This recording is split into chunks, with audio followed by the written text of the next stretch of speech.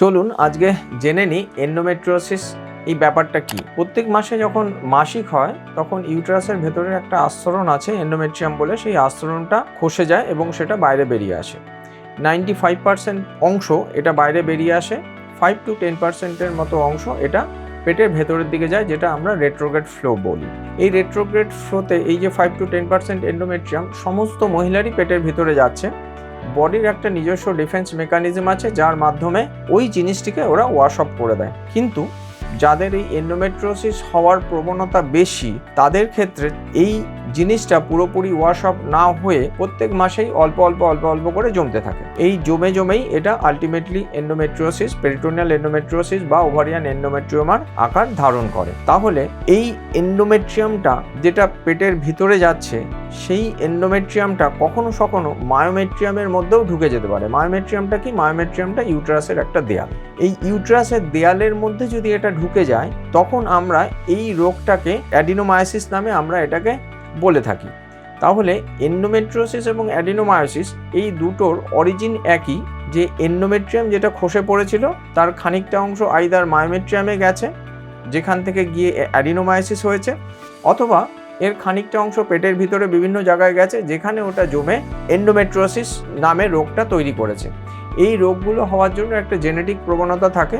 যাদের এই জেনেটিক প্রবণতা থাকে তাদের এই রোগটা হওয়ার সম্ভাবনা বেশি। এইটা যদি এন্ডোমেট্রিওসিস হওয়ার কারণ হয় তাহলে আপনি বুঝতেই পাচ্ছেন যে এই এন্ডোমেট্রিওসিসের যখন আমরা কোনো একটা মেডিকেল ম্যানেজমেন্ট দেব বা সার্জিক্যাল ম্যানেজমেন্ট দেব, এটার পরে এই রোগটা কিন্তু আবারও ঘুরে আসার একটা প্রবণতা থাকবে। কারণ আমরা কোনো অবস্থাতেই আপনার মাসিকটাকে তো একটা টেম্পোরারি পিরিয়ড পর্যন্ত বন্ধ করে রাখতে পারি বা বন্ধ করে রাখবো, তারপরে যেই মুহূর্তে আমরা মাসিকটাকে আবার নিজের মতো করে হতে দেব তাহলে সেম জিনিসটাই আবার নিজের মতো করে ঘটতে থাকবে, খানিকটা বাইরে বেরোবে, খানিকটা ভিতরে থাকবে।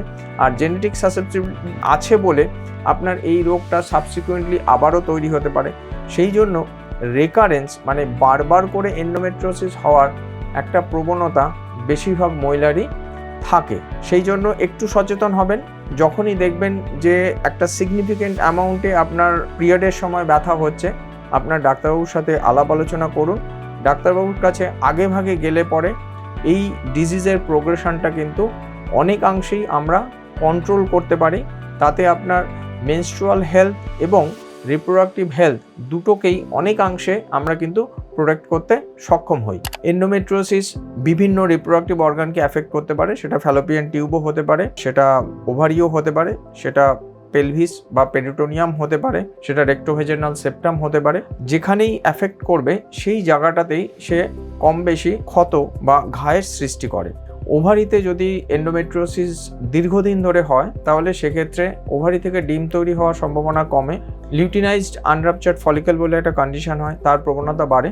বা ওভারিতে যদি এন্ডোমেট্রিওমা তৈরি হয় এবং সেটা যদি আকারে বেশ বড় হয় তাহলে ওভারির পার্মানেন্ট ক্ষতি হয়। সে কথাটির অর্থটা কি? কথাটির অর্থ হচ্ছে যে ওভারির কর্মক্ষমতা অলমোস্ট কমে যায়, যেটাকে আমরা আমাদের ভাষায় পুওর ওভারিয়ান রিজার্ভ বা ওভারিয়ান ইনসাফিসিয়েন্সি বলে থাকি। এবার এই এন্ডোমেট্রিওসিস যদি ফ্যালোপিয়ান টিউবকে আক্রান্ত করে তাহলে ফ্যালোপিয়ান টিউবের যে সরু রাস্তাটা আছে সেই সরু রাস্তাটা ব্লক হয়ে যেতে পারে, বা রাস্তার মধ্যে শুয়োপোকার মতো কিছু রোম থাকে, সেই রোমগুলো বা হেয়ারগুলো সেগুলো ডিস্ট্রয় হয়ে যেতে পারে।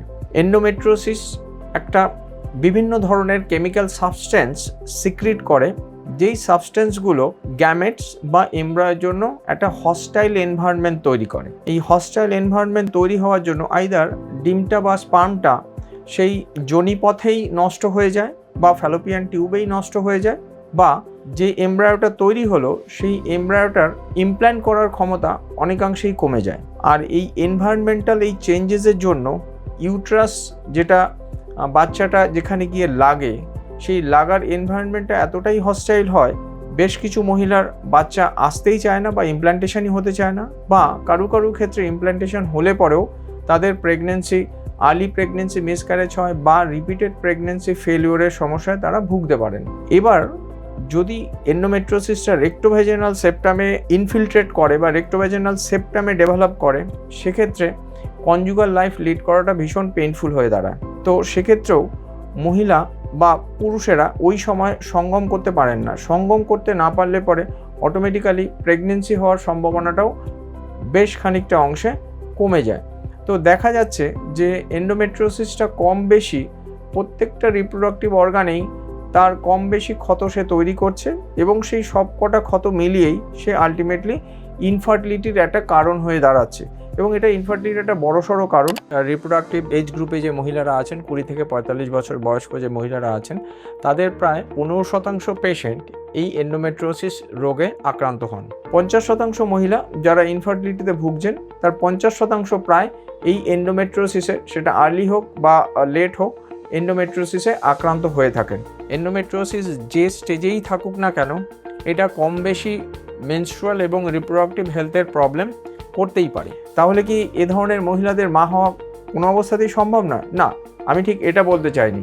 মা অবশ্যই হওয়া সম্ভব। তার জন্য আপনাকে বিশেষ কিছু ট্রিটমেন্ট হয়তো আপনাকে নিতে হতে পারে। যেমন ধরুন, আপনার ব্যথাটা ঠিক কতটা বেশি হচ্ছে। যদি ব্যথা অংশটা অতিমাত্রায় থাকে, তাহলে সেই ব্যথা কমানোর জন্য আমাদের হাতে বিভিন্ন রকম ব্যথা কমানোর ওষুধ আছে, পেইন কিলার আছে, তখন আমরা সেই অ্যানালজেসিকগুলো ইউজ করে থাকি। নেক্সট হচ্ছে, এন্ডোমেট্রিওসিস রোগটাকে কি কোনোভাবে কন্ট্রোল করা সম্ভব? হ্যাঁ, অবশ্যই সম্ভব। আজকের দিনে আমাদের হাতে বেশ কিছু নতুন ড্রাগ এসছে, এবং যেগুলো খুব এফেক্টিভও বটে। সেই অ্যান্টি এন্ডোমেট্রিওটিক ড্রাগ ইউজ করে আমরা আপনার এন্ডোমেট্রিওসিসের সাফারিংস বেশ অনেকাংশেই কমাতে পারি। তবে এখানে একটাই প্রবলেম, এই যে এন্ডোমেট্রিওসিসের জন্য আমরা যে ওষুধপত্রগুলো ইউজ করি, তার বেশিরভাগ ওষুধই অ্যান্টি ফার্টিলিটি ড্রাগ হিসাবে ইউজ হয়। সুতরাং এই ট্রিটমেন্টটা চলাকালীন অবস্থাতে ফার্টিলিটি এনহ্যান্স করা বা ফার্টিলিটি প্রমোট করা খানিকটা ডিফিকাল্ট হয়ে যায়। নেক্সট হচ্ছে, যদি ওষুধে কাজ না করে বা আপনার এরকম অ্যাডভান্সড এন্ডোমেট্রিওসিস থাকে, সেক্ষেত্রে সার্জারি করার কথা চিন্তাভাবনা করা যেতে পারে। সার্জারির মাধ্যমে এন্ডোমেট্রিওসিস অনেকাংশেই নির্মূল করা সম্ভব হয়, যদিও রিকারেন্সের একটা পসিবিলিটি কিন্তু সবসময়ই থেকে যায়। এই এন্ডোমেট্রিওসিসের ট্রিটমেন্টের মাধ্যমে অবশ্যই আপনি একটি হেলদি এবং কোয়ালিটি লাইফ লিড করতে পারবেন, লিড করা সম্ভব।